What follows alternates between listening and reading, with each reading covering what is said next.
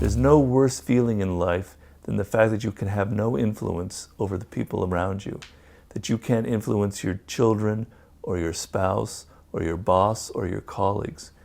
We all want the ability to persuade people, to be able to move them in some direction. So there's nothing evil about that, in my opinion. No, I'm with you there. So, by the way, Lyndon Johnson seems to be a guy you like to write a lot about, because you've written about him before. It's true. With how he went on a run and he ran for office, and how the day after he got elected, the next day he was hospitalized from exhaustion because he worked so hard. I think you talked about that in War. In 33 Strategies, War, chapter 4, I think. It's maybe chapter 4 or 5. It's one of the first few chapters that you said, throw everything at one, go. Death ground strategy. Death ground strategy, which is the sickest strategy. Out of all of them, that's my favorite strategy that you have. I agree with that strategy.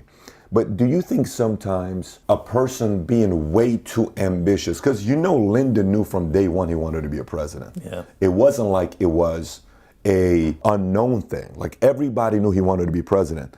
Do you think Russell sitting down with him and him finally being able to trust somebody to say, listen, I don't have a bigger motivation than you. I'm not trying to be a president.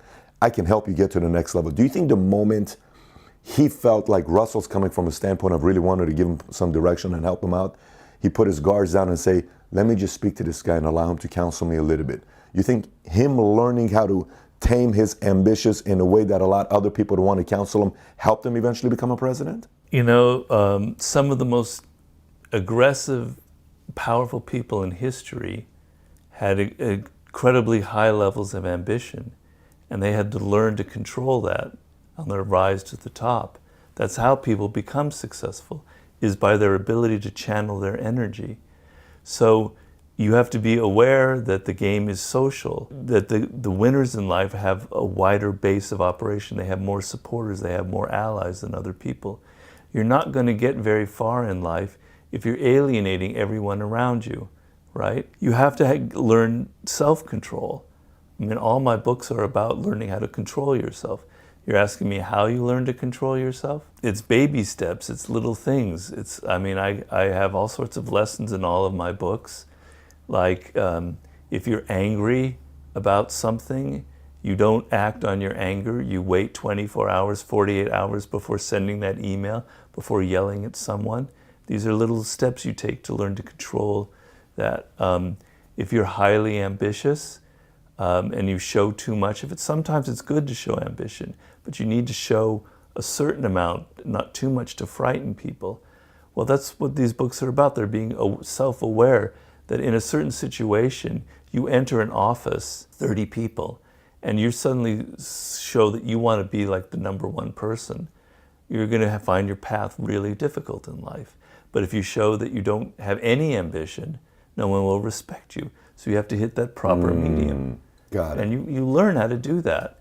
You learn by your mistakes, you learn by the people you've pissed off, that you've alienated, and you learn self-control. Powerful. I was on the board of directors of a publicly traded company run by an entrepreneur who was very successful, but who had no self-control. He couldn't control himself in an interview.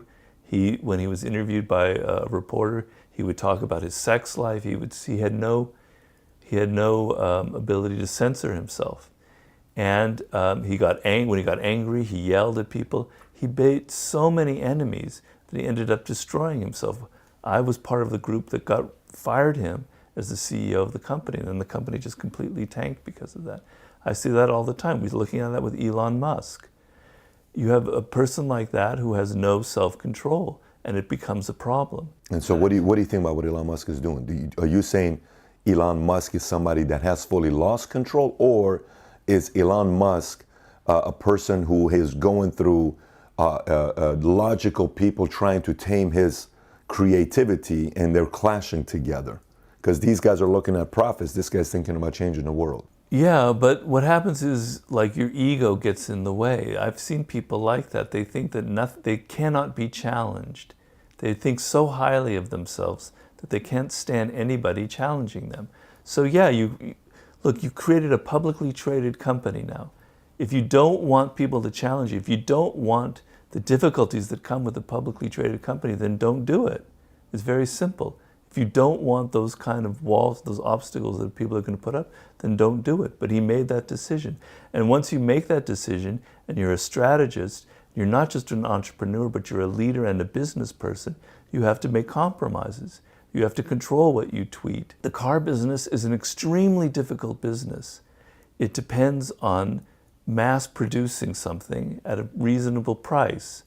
And so you have to have a scale that you can manage. And he never really had that. He didn't build his company up in an organic, slow fashion. He was too ambitious. He went too quickly. I saw that with the man who I was on the board of directors. He expanded too quickly, which gets back to your ambition thing. So you have to be careful and you have to be a strategist in life. And I think someone like Elon Musk lacks a degree of self-control.